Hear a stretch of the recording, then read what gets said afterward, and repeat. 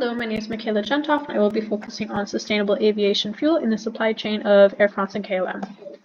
I focused on sustainable aviation fuel, aka SAF, because KLM and Air France want to be the sustainable leaders within the industry. They also are focusing on SAF as a solution to reduce their Scope 1 emissions. In addition, I will also be focusing on CO2 emissions and all greenhouse gases. That being said, decarbonizing the entire aviation industry as a whole is very challenging because 2.3% of global emissions actually come from this industry. There are 4 paths as solutions, which Air France and KLM actually contribute to all 4 of them.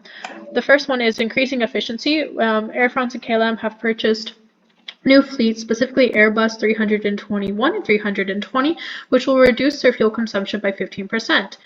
In addition, they have partnered with train stations in order for customers to be able to purchase plane and train tickets at the same time, specifically stations throughout the Netherlands, France, and also a few in Brussels.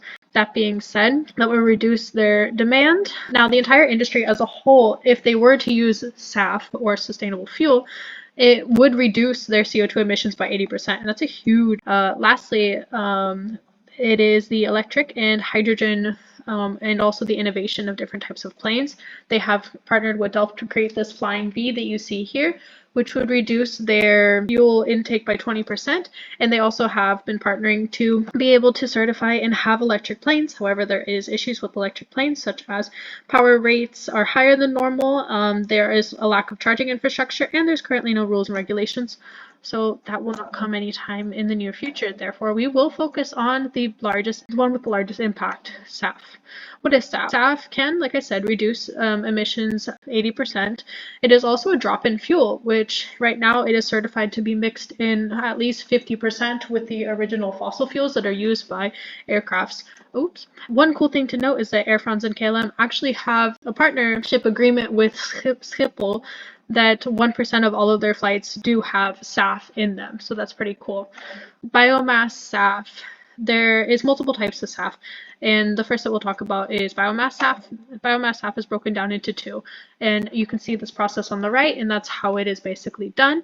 Now there's HEFA and ATJ.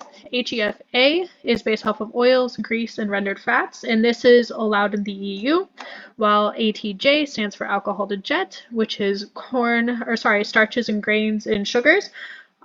This is mainly produced in the United States, but is not allowed within the EU. That is one thing to note. eSAF is synthetic SAF, and basically it does not rely on that biomass, but instead has water, electricity, and carbon capture, which goes through a Fischer-Tropsch synthesis, which will take it and turn it into a liquid hydrogen and carbon monoxide, in order to make it into a fuel.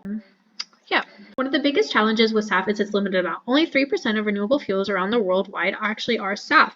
That being said, airlines looking to decarbonize their Scope 1 are having a very hard time because of the limited amount. In addition, if they do choose to become net zero, which KLM and Air France are signed up to become, they do have an issue with synthetic SAF because it still requires carbon capture.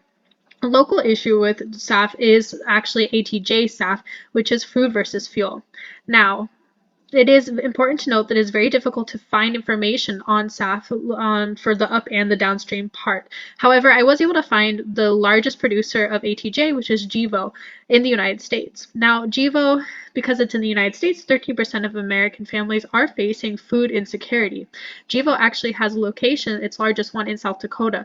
And in South Dakota, 77,900 are facing food insecurity. Those facing food insecurity are more than twice likely to experience or develop anxiety, depression, or an increased risk of developing chronic illnesses such as diabetes and heart disease. It is important to note that the food versus fuel challenge is not actually being impacted because of the price of the food. A study conducted on grain showed that the grain production for SAF and for bread, that there was only a 10-cent increase in the cost of bread for locals, and that basically the food versus fuel has kind of died out as a controversial topic because there is not enough impact. However, there is still not enough of people being fed. However, that could be because of local governments or of people not getting paid enough money in order to feed their families, and that's a whole nother issue.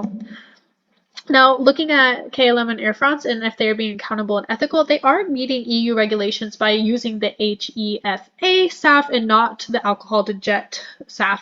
So they are not harming or taking food away from anybody as what was once thought.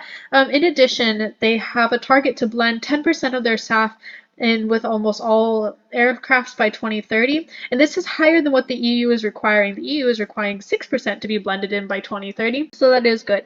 They do have suppliers in Rotterdam, which is Nestle. However, I was not able to find a lot of information on these suppliers and where they are getting their raw materials from. That being said, the KLM side of KLM Air France was found guilty as of the 20th of March 2024 for greenwashing by a Dutch court law. Basically, their Fly Responsibly ad was found misleading. Basically, when you would purchase a ticket as a customer, you have options. You have options to purchase additional SAF, you have options to plant a tree, and it seemed as if the planting the tree was enough to offset your plane ticket. However, that was deemed as misleading, understandably so. However, it should be noted that on their website, in a very difficult spot to find, it does state that planting a tree is not enough to offset their flights, and they are aware of that.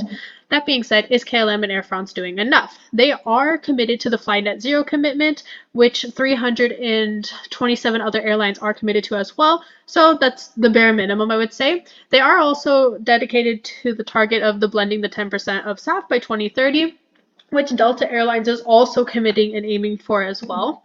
They are also doing the innovation side of it. Delta is also doing as well. But they do have the plane and the train tickets, which is not as common, which is a good sign. And they are actually using their SAF, at least that 1% that we spoke about earlier. What could they do more, though? They could be more transparent with their customers and explain to them how SAF is limited, and that by purchasing additional SAF, this could be an additional way to increase the amount of SAF that is limited in the market, showing that customers are willing to pay for it. In addition, they should also urge their suppliers to share their supply chain and be more transparent. That being said, some solutions to SAF definitely are continuing the purchase, but also to do eSAF in order to meet that demand requirement. Also, at the same time, like stated earlier, educating their customers in order to grow the SAF demand in the market.